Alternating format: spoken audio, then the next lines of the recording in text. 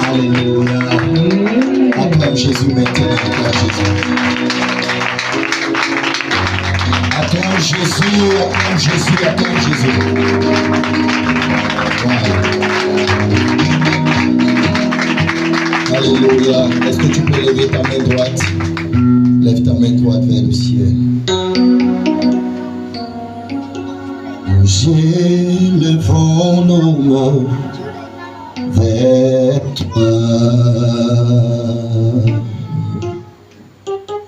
Nous élevons nos mains vers toi. Nous élevons nos mains. Nous élevons nos mains. Nous élevons nos mains vers toi. Nous élevons nos mains. Nous élevons nos mains vers toi. Nous élevons nos mains vers toi. Oh, élevons nos mains. Nous élevons nos mains. Nous élevons nos mains. Nous élevons nos mains vers toi. Nous élevons nos cœurs. Nous élevons nos cœurs vers toi. Élevons nos cœurs. Nous élevons nos cœurs vers toi. Oh, élevons nos cœurs. Nous Nous élevons nos cœurs. Nous élevons nos cœurs. Nous élevons nos cœurs vers toi. Lord, I'm touched with you.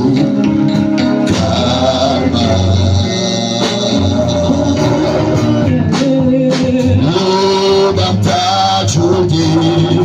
Lord, I'm touched with you. Oh, Lord, I'm touched with you.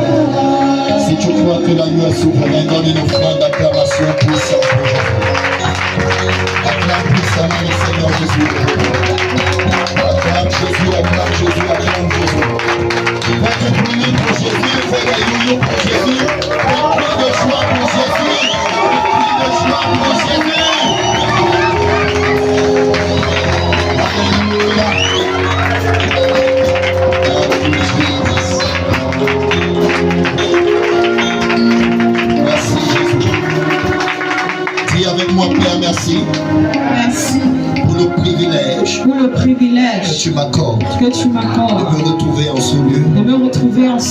Maintenant et aujourd'hui. C'est un privilège, Seigneur. Pour mes pieds de fouler cette terre sainte. Merci Jésus. Pour les choses merveilleuses que tu as préparées pour mon âme pendant ce programme. Je prie Seigneur que rien ne m'échappe de ce que tu as prévu pour ma vie, pour ma famille, pour ma santé, pour ma carrière, pour ma destinée, pour cette ville, pour cette nation, au nom de Jésus. Merci Seigneur, parce que rien ne pourra me distraire, et me déconnecter de ta grâce, au nom de Jésus. Je déclare et je décrète que le ciel est ouvert, que l'atmosphère sera favorable pour mon salut, pour mon salut, pour ma délivrance, pour ma bénédiction, pour ma bénédiction, au nom de Jésus. Au nom de Jésus. Et je déclare que mon esprit est connecté à la pensée de l'Esprit de Dieu. Que mon esprit est connecté à la pensée de l'Esprit de Dieu. Que mon esprit est connecté au mouvement prophétique au nom de Jésus. Merci Seigneur. Parce qu'après ce programme, je ne serai plus jamais la même personne. Au nom de Jésus. Amen. Amen. Amen. Alléluia. Nous allons encore rester debout quelques instants avant que nous ne commençons. Je veux déjà dire merci à Dieu qui a permis que je sois ici.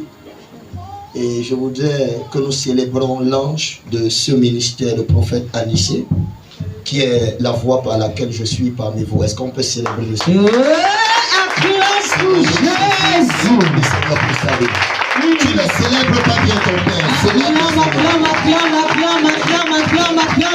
Acclame. Alléluia. Amen. Il n'y a jamais d'histoire avec Dieu sans un homme. Dis à ton voisin, il n'y a jamais d'histoire avec Dieu sans un homme. Dieu a besoin d'un homme pour écrire une histoire. Et dans cette ville de Garoua et en ce lieu, Dieu écrit une histoire par le prophète Anissé. Amen. Alléluia. Je suis très content d'être au milieu de vous. Je suis très content pour l'accueil depuis que nous sommes arrivés. Et je bénis le Seigneur pour les merveilleuses choses qu'il a préparées. Que ton esprit soit juste connecté. L'Esprit de Dieu est là pour opérer.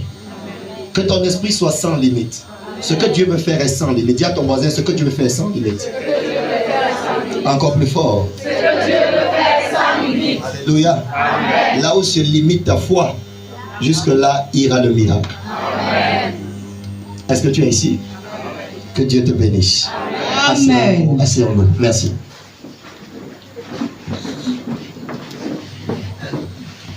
Alléluia.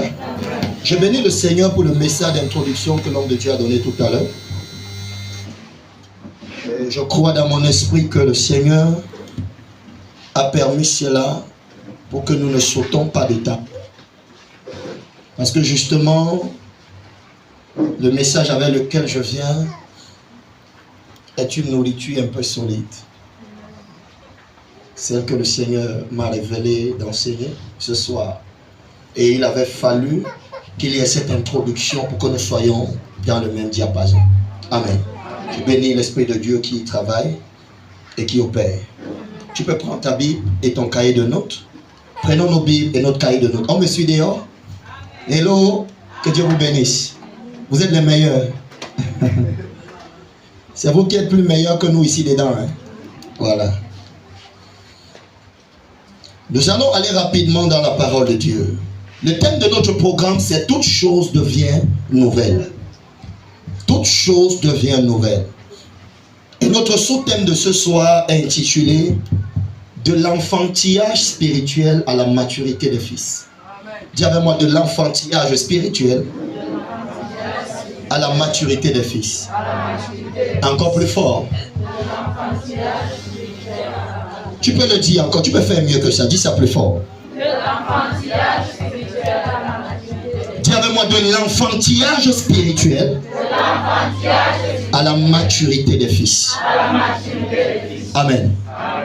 Bien-aimé, pour que toute chose devienne nouvelle, l'Église a besoin de grâce. C'est le niveau de foi et de connaissance que nous avons qui apporte la nouveauté de vie en nous. Tout le monde a besoin de grandir. Pour que toute chose devienne nouvelle, ta foi a besoin de grandir. Le problème n'est pas souvent Dieu. Le problème, c'est notre niveau de foi et de connaissance. Besoin certainement d'avoir une nouvelle vie. Tout le monde a certainement besoin de voir quelque chose changer. Mais le problème, c'est quel est ton niveau de maturité spirituelle. C'est comme si vous aviez un enfant de 5 ans qui vous demande une moto alors qu'il n'est même pas capable de pousser une moto. Vous ne pouvez recevoir la dimension de bénédiction que vous êtes capable de porter. C'est la dimension de bénédiction que votre esprit, votre homme spirituel est capable de porter, que Dieu vous donne. Sinon, Dieu, en vous donnant certaines choses, vous expose à la destruction. Voilà pourquoi parfois Dieu patiente à ne pas exaucer certaines de nos prières, parce que certaines de nos prières sont des pièges pour nos vies. La patience de Dieu est un temps que Dieu nous donne pour permettre à notre esprit de grandir et d'être à la capacité de ce que nous demandons. Est-ce que je parle à quelqu'un ici? Est-ce que je peux entendre ton amen? Amen. Dieu, pendant ce programme, veut faire grandir ton esprit. Amen. Alléluia. Amen. Le Seigneur veut relâcher l'esprit des fils. L'esprit de la maturité. Dis avec moi l'esprit des fils. Dis avec moi, je suis fils de Dieu. Je suis fils de Dieu. Nous allons aller rapidement dans le livre de Jean, chapitre 5. Oui, nous restons dans Jean. Nous étions tout à l'heure dans Jean, chapitre 3. Jean, chapitre 5, à partir du premier verset. Jean 5, verset 1, il est écrit. On peut se lever pour nommer la première lecture, s'il vous plaît. Oui, allons-y. Merci. Verset 1, il est écrit. Oui. Après cela, il y eut une fête des Juifs et Jésus monta à Jérusalem. Or, à Jérusalem, près de la porte des brebis, il y a une piscine qui s'appelle en hébreu Bethesda et qui a 5 portiques. Sous ces portiques étaient couchés un grand nombre de malades, des aveugles, des boiteux, des paralytiques qui attendaient le mouvement de l'eau. Car un ange descendait de temps en temps dans la piscine et agitait l'eau. Et celui qui y descendait le premier, après que l'eau avait été agitée, était guéri. Quelle que fût sa maladie. Là se trouvait un homme malade depuis 38 ans. Jésus, l'ayant vu coucher, et sachant qu'il était malade depuis longtemps, lui dit, « Veux-tu être guéri ?» Le malade lui répondit, « Seigneur, je n'ai personne qui me jette dans la piscine quand l'eau est agitée. Oui. Et pendant que j'y vais, un autre descend avant moi. Lève-toi, lui dit Jésus, prends ton lit et marche. » Oui. Aussitôt cet homme fut guéri. Il prit son lit et marcha. Amen. Amen. Dis Amen. Amen. Dis Amen. Amen. Je veux que tu sois vivant. Le prophétique aime la vie. Est-ce que tu es vivant? Amen. Amen. Amen. Yes. Le peuple de Garoua est là. Asseyons-nous, merci. La Bible dit, il y avait une fête à Jérusalem. Et Jésus a profité de cette occasion pour aller à Jérusalem. Vous savez, Dieu est aussi le Dieu des occasions. Et je crois que ce programme est une occasion pour quelqu'un. Et Jésus va monter à Jérusalem. Et à Jérusalem, la Bible dit qu'il y avait une piscine en hébreu qui s'appelait Bethesda. Et Bethesda en hébreu signifie la maison de la miséricorde. Ça veut dire qu'en fait, Bethesda est l'image de l'église. Bethesda ici, c'est l'image de l'église. L'église du Seigneur. Et Jésus-Christ va visiter l'église du Seigneur, qui est Bethesda, qui est la maison de la miséricorde. C'est-à-dire le lieu où les gens trouvent la pitié, la réponse à leurs cris. Je vais dire à quelqu'un ce soir, tu es venu à la maison de la miséricorde. Amen. Là où les regards de Dieu sont déployés. Amen. Et la Bible nous explique que dans la piscine de Bethesda, il y avait 5 portiques qui certainement symbolisent les 5 ministères de l'église. Mais dans cette église-là, il y avait des malades qui étaient couchés en grand nombre. Mais là où mon attention commence à être attirée, c'est que la Bible dit que ces malades attendaient. Dis à ton voisin, ils attendaient. Dis à quelqu'un, ils attendaient. Ils attendaient. Ah! Ils ils attendaient le mouvement de l'eau. Car à de certaines saisons, périodiquement, de temps à autre,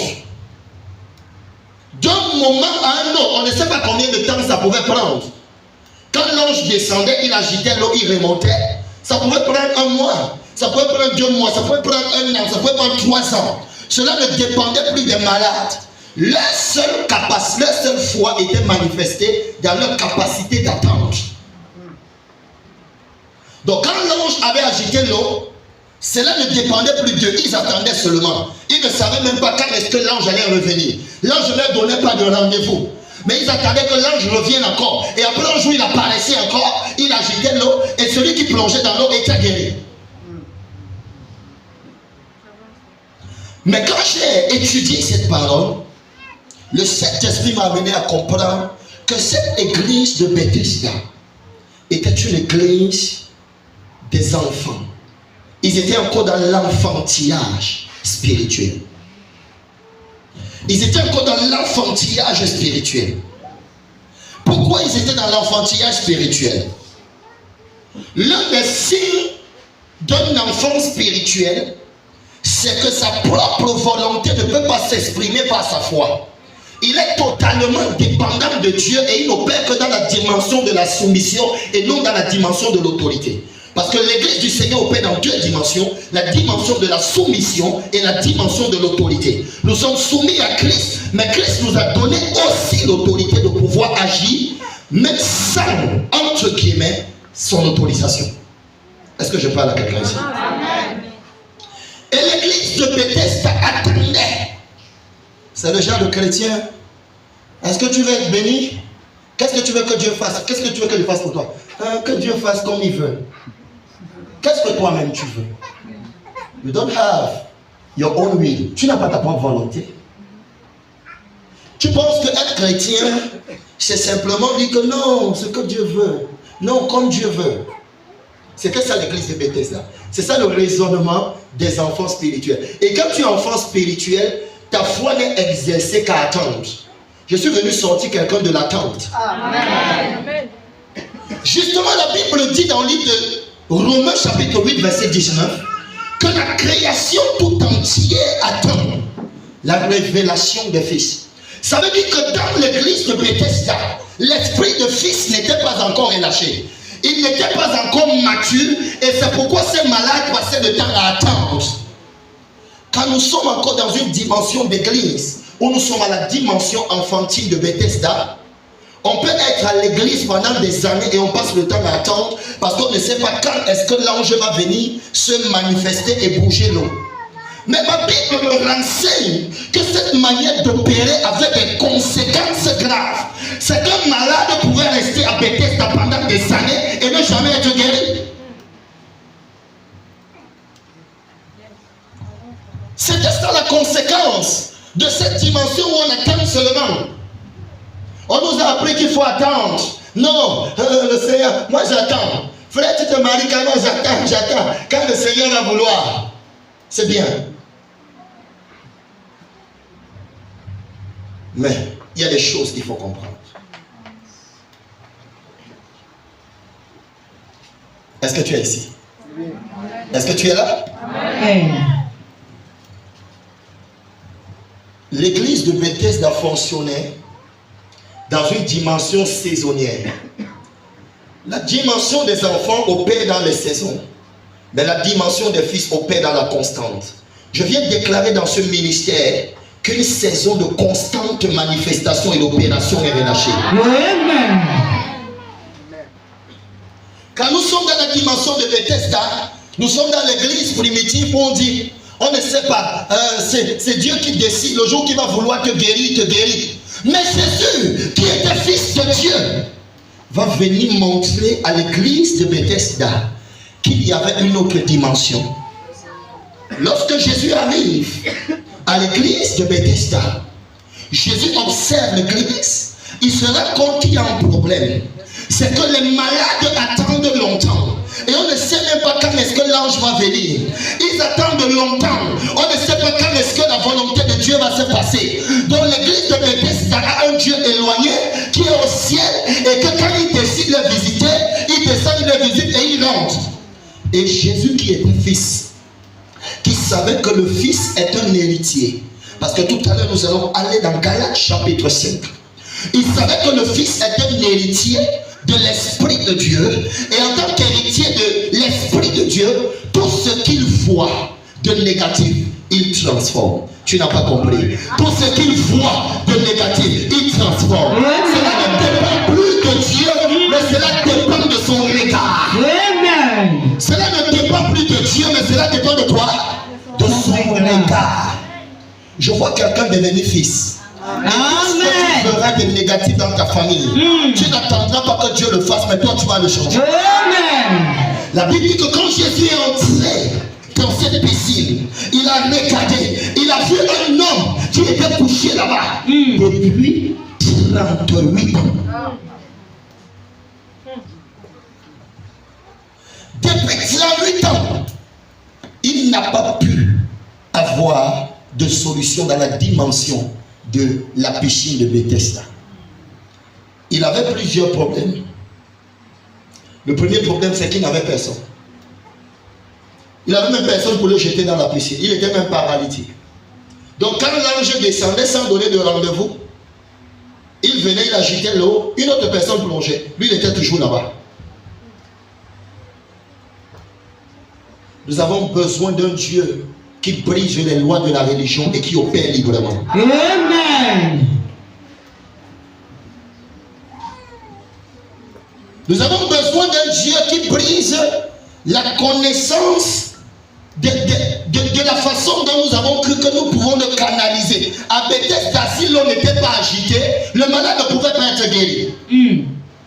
L'esprit de fils apporte la diversité d'opérations de l'esprit de Dieu. Amen. Et dans la même piscine où il y avait une loi où si on n'agite pas l'eau, tu n'es pas guéri. La Bible dit Jésus s'est approché, il a vu cet homme et le voyant, Jésus a su qu'il était malade depuis longtemps. C'est ça qu'on appelle l'esprit prophétique. Ça veut dire qu'il y a le discernement à partir de la vue. Quand Jésus a regardé le malade, Jésus a su qu'il était prophète. Parce qu'en fait, il y a une chose avec les prophètes voyants, c'est que quand ils regardent à une situation, les informations spirituelles parviennent à leur esprit. Et ils sont au courant de la vie et de la situation de la personne. Donc lorsque Jésus a regardé, lorsqu'il est rentré en contact avec cet homme, Jésus a su que cet homme est malade depuis longtemps. Il y a quelqu'un qui souffre depuis mais va à l'église. Aujourd'hui, je brise ta souffrance.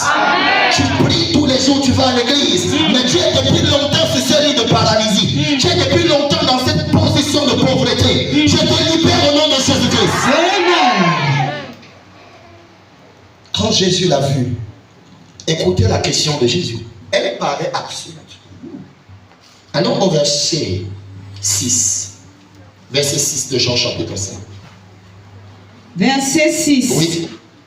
Jésus, l'ayant vu coucher, et sachant qu'il était malade depuis longtemps. Ça c'est le prophétique. L'ayant vu et sachant qu'il était malade depuis longtemps. Oui. Veux-tu être guéri? Jésus pose la question à un malade. Veux-tu être guéri? Ça paraît absurde. C'est comme si vous êtes pauvre, quelqu'un vous dit est-ce que vous voulez être riche? C'est comme si vous insultiez même encore. Mais en fait, cette question de Jésus est profonde. Jésus voulait enseigner quelque chose à ce malade. C'est que dans la dimension des fils, seule la volonté de Dieu ne suffit pas. Ta propre volonté. C'est-à-dire l'exercice de ta propre foi. La dimension de fils, c'est quand ta foi grandit et peut exprimer sa propre volonté. Jésus lui dit, est-ce que toi-même, laisse-moi l'histoire de l'ange qui descend. Non, est-ce que toi-même, tu veux être guéri? Je vais dire à quelqu'un, ce que tu es venu chercher ce soir, tu l'auras. Amen. Est-ce que tu veux? Qu'est-ce que toi-même tu veux? Est-ce que les sorciers ont dit que vraiment dans ma famille, je ne sais pas. Qu'est-ce que toi-même tu veux? What do you want?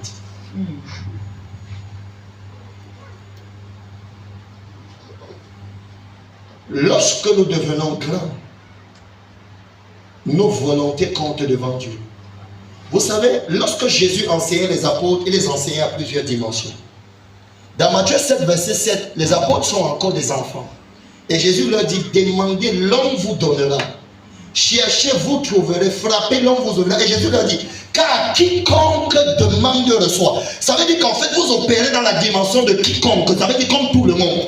Tout le monde demande et reçoit. Donc vous êtes des enfants, demandez aussi et on vous donnera. Mais quand les apôtres vont grandir à une autre dimension, dans Matthieu 18, Jésus leur dit, ce que vous lierez sur la terre sera lié au ciel.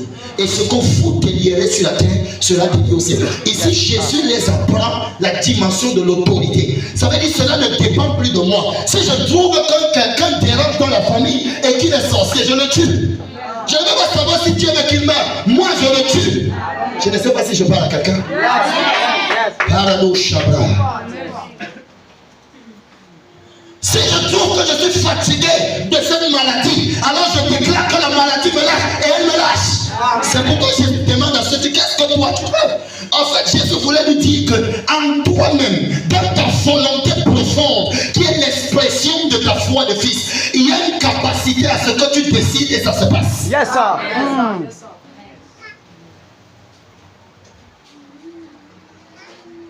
Il commence à se justifier. Je n'ai personne pour me jeter. Jésus dit, je ne t'ai pas demandé, tu as combien de personnes? Je t'ai demandé, qu'est-ce que tu veux? Je vais dire à quelqu'un ce soir, Dieu ne t'a pas demandé si tu as quelqu'un en Europe, mais il te demande si tu veux voyager. Dieu ne t'a pas demandé si tu as quelqu'un au gouvernement, mais il te demande si tu veux qu'il te positionne. Est-ce que je parle à quelqu'un ici? Dieu ne t'a pas demandé si tu as de l'argent, mais il te demande si tu veux une voiture. Est-ce que je parle à quelqu'un ici? Parce que les gens pensent qu'il faut toujours aller selon le protocole humain. Non, je n'ai personne pour me jeter. Jésus dit, c'est pas ce que je t'ai demandé. L'Esprit de Dieu est capable de briser le protocole. Amen. Est-ce que tu veux être guéri? Jésus lui dit, ok. Pour te montrer que cela dépend de ta volonté, prends ton lit et marche. Ce qui me choque, Jésus n'a jamais prié pour ce malade. Jésus ne l'a jamais touché. Jésus lui dit, mon ami, toi-même, ce n'est pas quelqu'un qui va faire ça à ta place. Amen. Ça veut dire que le problème de ce malade, c'est qu'il est un paresseux spirituel. C'est ça les enfants. Ils pensent que c'est Dieu qui doit tout venir faire. Alors que Jésus dit, voici, je vous ai donné le pouvoir de marcher. Ce n'est pas lui qui viendra marcher sur les serpents et les scorpions que tu rencontres, mais il t'a donné le pouvoir de marcher. Ça veut dire de l'exercer. Je suis venu relâcher quelque chose sur toi. Que quand tu rentres dans ta famille, dans ton quartier, tu vas l'exercer, tu vas l'exercer, tu vas l'exercer. Et les choses ne seront plus jamais les mêmes. Amen. Jésus nous dit, toi-même, le lit que tu utilisais pour te coucher sur ça, en disant que tu es malade, maintenant toi-même, lève-toi, porte ça et va. Et la Bible dit aussitôt que Jésus lui a donné cette injonction, que Jésus a ouvert son esprit. Écoutez, il y a des gens qui pensent qu'ils ont des problèmes, mais en fait, ils ont juste besoin d'une parole qui les éveille l'esprit. Et ils se rendent compte qu'en fait, ils sont supérieurs à leur situation. Jésus voulait expliquer à ce malade que celui qui te porte, toi tu es capable de le porter. Est-ce que je parle à quelqu'un ici? Amen. Cette situation qui te tourmente, tu es capable de la tourmenter. Ce sorcier qui te menace, tu es capable de le menacer. Merci. Jésus lui dit, le lit te porte. Tu es sur place. Tu es stagnant.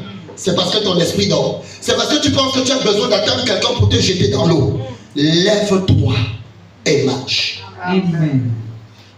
La Bible dit aussitôt. Cet homme se leva, il prit son lit et il marcha. Il y a des paroles que lorsque ton esprit s'ouvre sur ça, tu peux te lever seul et tu dis à cette maladie, tu n'es plus mon partage. Yes. Tu peux te lever seul et tu dis, ma fille n'est plus jamais la même. Je refuse la stagnation de ma famille. Yes. Vous savez ce que Jésus voulait créer dans l'esprit de cet homme? La révolte. Il y a une dimension de foi que lorsque vous accédez à ça, aucune prison satanique ne peut plus vous contenir. Parce que vous vous révoltez contre tout système dans lequel le diable vous met. Jésus lui dit, prends ton lit là et marche. Ça veut dire, révolte-toi contre cette situation où tu es sur place et marche. Et l'homme s'est levé. Il s'est mis à marcher. Il s'est rendu compte qu'il a perdu 38 ans alors que c'était possible. Dis à quelqu'un, ce que tu attendais depuis longtemps là, c'est possible. Ce que tu attendais depuis longtemps là, c'est possible. Galates chapitre 5. Alors, première verset.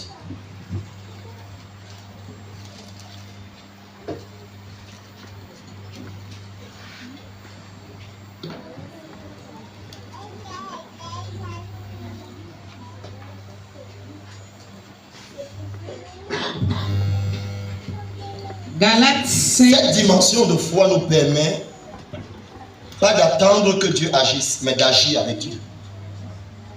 Dis à ton voisin, cette dimension de foi nous permet pas d'attendre que Dieu agisse, mais d'agir avec Dieu. Est-ce que tu es ici? Les autres malades attendaient que l'ange descende, mais Jésus a agi avec Dieu. Oui. Galates 5, verset 1, il est écrit. Galates 4, autant pour moi. Galates 4. Merci. Galates 4, verset 1, il est écrit. Oui. Or, aussi longtemps que l'héritier est enfant, aussi longtemps que l'héritier est enfant, je dis qu'il ne diffère en rien d'un esclave. Écoutez, en fait, qu'est-ce qu'on appelle un héritier? C'est celui qui est appelé à fonctionner avec tout ce que le Père fonctionne. Ça veut dire que tout ce que le Père a est à moi. Mais aussi longtemps qu'il est enfant, qu'il a une foi d'enfant, qu'il a une compréhension d'enfant, il ne diffère en rien d'un esclave. C'est quoi la particularité de l'esclave? L'esclave attend tout du maître et il attend que des ordres. Il n'attend que d'ordres. Et c'était ce que le malade était à Bethesda. À Bethesda, on attendait que l'ange vienne bouger. On attendait. Non, vraiment, la situation, si moi je donne ça à Dieu, hein, Dieu lui-même saura quoi faire. Rubbish. C'est toi-même qui dois gérer, ça ne donne pas à Dieu. Exprime ce que tu attends de cette situation et ça se passe comme tu veux. Amen. Oui. Quoi qu'il soit le maître de tout. Quoi qu'il soit le maître de tout. Mais il est sous des tuteurs et des administrateurs jusqu'au temps marqué par le Père. Continue. Nous aussi, de la même manière, lorsque nous étions enfants, nous étions sous l'esclavage des rudiments du monde. Mais lorsque les temps ont été accomplis. Qu'est-ce qui montre que les temps ont été accomplis? Continue. Dieu a envoyé son Fils. Lorsque Dieu envoie ce qu'on appelle l'esprit des fils. Né d'une femme, né sous la loi, afin qu'il racheta ceux qui étaient sous la loi. En fait, qu'est-ce qu'on veut te dire ici? Quand on te dit Jésus né d'une femme, c'est pour te dire quoi? C'est pour te dire qu'en fait, Jésus est passé par les mêmes étapes que toi.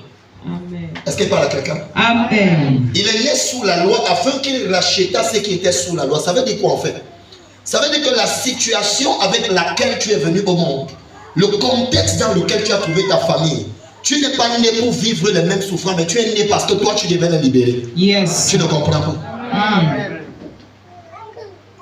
Dans chaque famille, il y a des gens qui naissent, pas parce qu'ils sont membres de la famille, mais parce qu'ils sont venus changer l'histoire de la famille. Et je déclare que cette grâce est sur toi. Amen.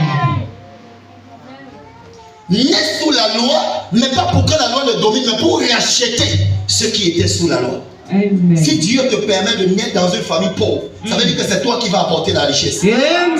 Jésus dit, vous êtes la lumière. Le contexte dans lequel tu es ne doit pas t'influencer. Yes. C'est toi qui apportes la révolution. Yes. Est-ce que je parle à quelqu'un ici? Amen. Je déclare que partout où tu passeras, ça changera. Je le sais. Si tu dis un bon amen, ça se passe.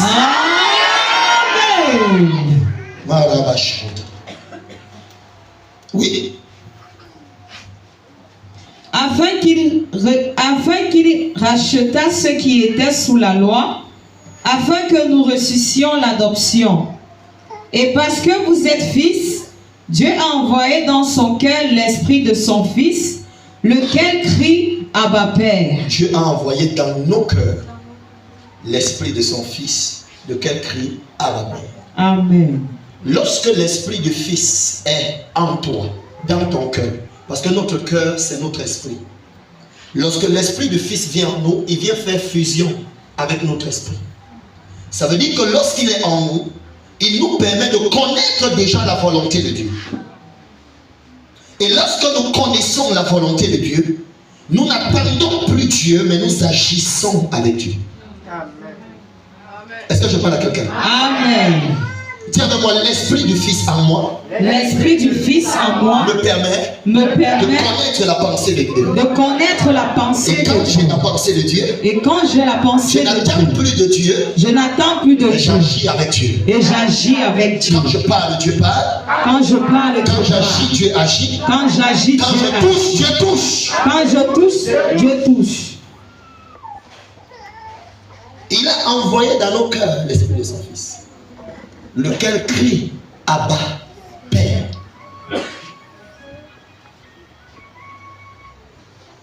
Ça veut dire que l'esprit de son Fils nous permet d'être reconnus comme fils et de reconnaître Dieu comme Père.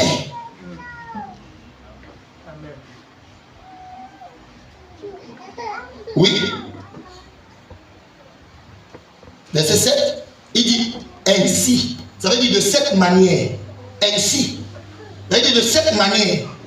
Par le fait que l'esprit du Fils soit en nous, ainsi tu n'es plus esclave. Donc comment sortir de l'esclavage? Parce que quand on est enfant, on est esclave. Ainsi tu n'es plus esclave. Ainsi, de cette manière. Comment? En recevant en toi l'esprit de Fils, qui est l'esprit de domination. Être conscient que tu es héritier de Dieu et que tu as en toi la pensée, la volonté de Dieu et que tu n'attends plus de Dieu. Je sais déjà que la volonté de Dieu pour ma vie, c'est que je prospère. Alors je n'ai plus besoin d'attendre Dieu venir me dire de prospérer. Je déclare la prospérité et j'agis dans la prospérité. Amen. Je sais bien que la volonté de Dieu, c'est que je sois en bonne santé.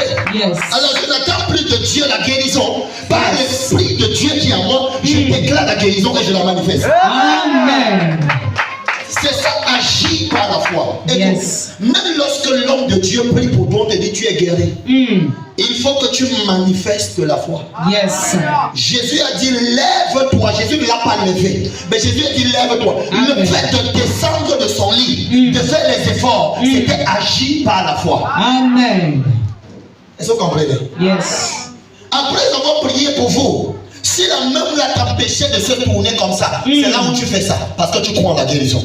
Amen. Croire que Dieu t'a touché, c'est faire ce que tu étais incapable de faire. Amen. Croire que Dieu t'a visité, yes. c'est entreprendre ce qui était au-delà de tes limites. Amen. Ça veut dire que quand tu parles de ce programme, engage les projets que ton agent ne pouvait pas faire. Parce que Dieu va soutenir ces projets. Amen. Lorsqu'on sait que Dieu a mis la main, on n'a plus de limites. Yes. On n'a plus de barrières. Yes. On exerce. Lève-toi. Ça veut dire manifeste ta propre foi. Amen. Et c'est ça le problème aujourd'hui de l'église. On attend que Dieu fasse tout. On finit de prier pour toi, tu es guéri, on attend encore que c'est Dieu qui vienne ressentir. Erreur. Non. Exerce-toi. C'est en t'exerçant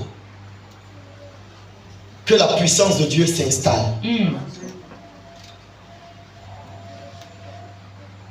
Ainsi, tu n'es plus esclave, mais fils. Si tu es fils, tu es aussi héritier grâce à Dieu. Est-ce que quelqu'un comprend ça? Amen. Si tu es fils. Les enfants fonctionnent dans la dimension du pain. Donne-nous notre pain de ce jour. Ça, c'est pour les enfants. Mais le fils opère dans la dimension de l'héritage. L'héritage. Le pain, c'est juste pour la subsistance. Mais l'héritage, c'est pour les générations. Dieu a besoin que ta foi grandisse Le Fils, c'est qui? C'est celui qui a compris que c'est avec lui que Dieu veut faire. Dis à ton voisin, c'est avec moi que Dieu veut faire. C'est avec moi que Dieu veut faire. Et Dieu ne fera jamais sans moi. Et Dieu ne fera jamais sans moi. Est-ce que tu es ici? Être fils de Dieu, c'est te sentir responsable de Dieu. Ça veut dire partout où je suis, je sais que toutes les personnes qui sont là, je suis responsable d'eux parce que je porte Christ. Amen. Lorsque tu es dans une famille, et que si tu es dans ta famille, et que le sorcier mange encore l'enfant de ta soeur, ça veut dire que tu as un problème. Parce que tu es responsable de cette famille spirituellement. C'est ça, se sentir fils. Parce que ta famille est un héritage de Dieu. C'est Dieu qui a permis que ta famille soit là. Et si tu es fils, tu es héritier. Ça veut dire qu'en même temps, comme ta famille appartient à Dieu, Dieu t'a confié cette famille. Amen. Voilà pourquoi tu as le droit de décréter la mort des sorciers et ils vont mourir. Dis un bon amen. Amen. Je dis, tu as la capacité de détecter les sorciers et ils vont mourir. Amen. Nous allons d'abord tuer au moins 3 avant de partir. Amen. Il y a un qui est non loin d'ici. J'ai entendu dans mon esprit, on l'appelle comme Baba. Baba. De ce côté. C'est un marabout. C'est un marabout. Et quand j'étais assis, l'Esprit de Dieu m'a transporté là-bas, j'ai confronté son esprit. Nous sommes venus nettoyer. Le Seigneur veut faire des nouvelles choses. Les fondations qui t'empêchaient d'avancer vont tomber. Les murailles s'ébranlent au nom de Jésus-Christ. Et la gloire de Dieu va briller sur toi. Tu dois, c'est ça un héritier. Un héritier se sent responsable. Amen. C'est-à-dire Dieu ne peut pas faire sans moi. Et c'est avec moi que Dieu veut faire. Dieu veut utiliser ma bouche. Dieu veut utiliser mes mains. Dieu veut utiliser mes pieds. Quand tu te sens fils, même dans l'église, tu comprends que si ce n'est pas par mon argent, l'église ne va pas avancer. Alors, je suis responsable de mon ministère. Est-ce que tu es là? Est-ce que tu es là? Amen. Tu peux dire avec moi, je suis responsable de mon ministère? Je suis responsable. Tu peux dire avec moi, je suis responsable de l'avancement de ce ministère? Je suis responsable de l'avancement de ce ministère. Le fils se sent concerné. Amen. Le fils, même quand on dit, ok, il faut mener la contribution pour construire, tu ne te mets pas à côté. Parce que tu sais que c'est ma chose. C'est le royaume de mon Père. C'est la maison de mon Père. Amen. Si ça échoue, j'ai échoué. Si ça réussit, j'ai réussi. Amen. Que Dieu te donne cette foi qui va au-delà de l'attente de la manifestation angélique. Parce que les anges, ils opèrent dans une dimension saisonnière. Mais l'esprit de fils opère dans la dimension constante. Dans la dimension de l'Emmanuel. Ça veut dire Dieu avec vous. On n'a pas dit Dieu en voyage. On n'a pas dit Dieu se reposant. On n'a pas dit Dieu dormant. Mais Dieu constamment avec vous. Dieu toujours avec vous. Je déclare qu'à partir d'aujourd'hui, les manifestations de la gloire de Dieu ne viendront pas par saison. Les guérisons seront tous les jours. Les délivrances seront tous les jours. Les miracles seront tous les jours. La gloire sera tous les jours. Que Dieu bénisse sa parole. Amen. Que Dieu te bénisse. Amen. Nous allons nous lever tout à l'heure pour la prière. Abonnez-vous à la chaîne YouTube Prophète Anissé Loabé officiel pour ne rater aucune de nos prochaines vidéos. N'oubliez surtout pas de cliquer sur la cloche de notification et de liker. Que le Seigneur vous bénisse richement. Shalom.